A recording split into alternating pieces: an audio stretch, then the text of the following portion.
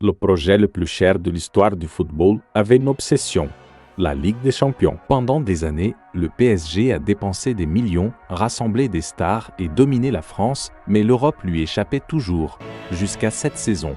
La saison où tout a changé. La saison où l'investissement, les stars et l'ambition se sont enfin alignés. Et lorsque le dernier coup de sifflet retentit en finale, Paris comprit que le pari avait valu chaque euro.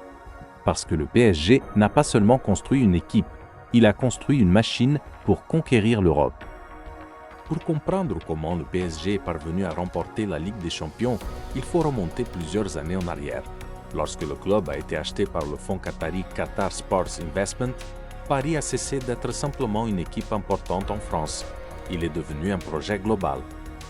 L'idée était claire, transformer le Paris Saint-Germain en une superpuissance européenne. Mais gagner la Ligue des Champions n'est pas facile, même avec de l'argent. Pendant des années, le PSG a dominé la Ligue 1, mais en Europe, il se heurtait à un mur invisible. Quart de finale, demi-finale, défaite douloureuse. Et une finale perdue qui a laissé des cicatrices. La direction savait quelque chose. Pour gagner la Ligue des Champions, il ne suffisait pas d'avoir des stars. Il fallait une équipe parfaite. Le PSG a commencé à construire l'une des équipes les plus chères jamais vues. Le premier grand coup sur le marché est arrivé avec la signature de Neymar, 222 millions d'euros. Un chiffre qui a bouleversé le marché pour toujours. Ce n'était pas seulement un joueur, c'était une déclaration. Le PSG voulait dominer le football mondial, mais la révolution ne s'est pas arrêtée là. Peu de temps après, une autre signature historique a eu lieu, fondamentale. Les champions ne se gagnent pas seulement avec des attaquants, elles se gagnent avec des équipes complètes. Pour rivaliser avec des géants européens comme le Real Madrid, le Bayern Munich ou Manchester City, le PSG avait besoin de quelque chose de plus que des stars. Il avait besoin d'équilibre, et c'est alors que des pièces clés ont commencé à arriver. En défense est apparu Achraf Hakimi. Vitesse, puissance et capacité offensive depuis le côté. Un joueur capable de changer les matchs avec une course. Au milieu de terrain est arrivée l'expérience et la créativité de Marco Verratti, un milieu de terrain qui comprenait le rythme du jeu comme peu de joueurs. Sa vision permettait au PSG de contrôler les matchs. Puis, la sécurité est arrivée sous les trois poteaux. Le gardien italien Gianluigi Donnarumma, un des gardiens les plus talentueux du monde. Réflexe félin, personnalité et la capacité de se montrer quand l'équipe en avait le plus besoin. Mais le PSG ne s'est pas arrêté.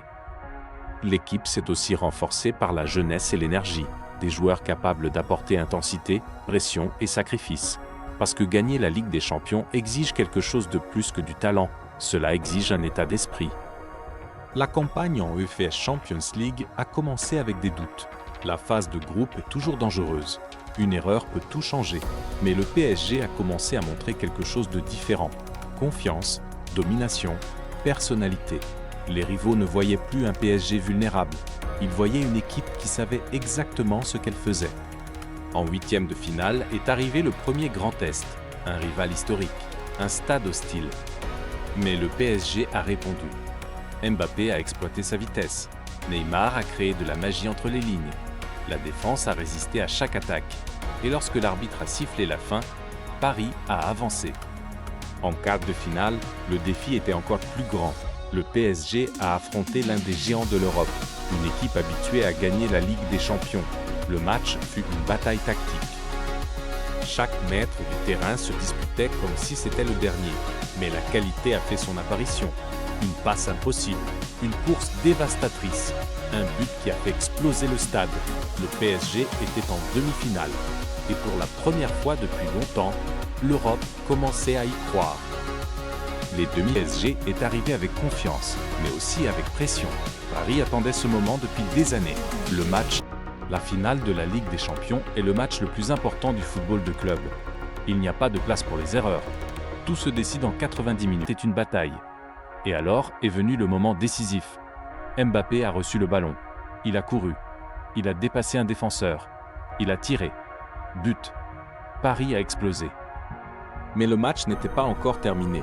L'adversaire a attaqué de toutes ses forces. Tir, centre, occasion, et la inversión. Después de críticas, después de derrotas dolorosas, el Paris Saint-Germain finalmente conquistó Europa. La Champions ya no era un sueño, era una realidad.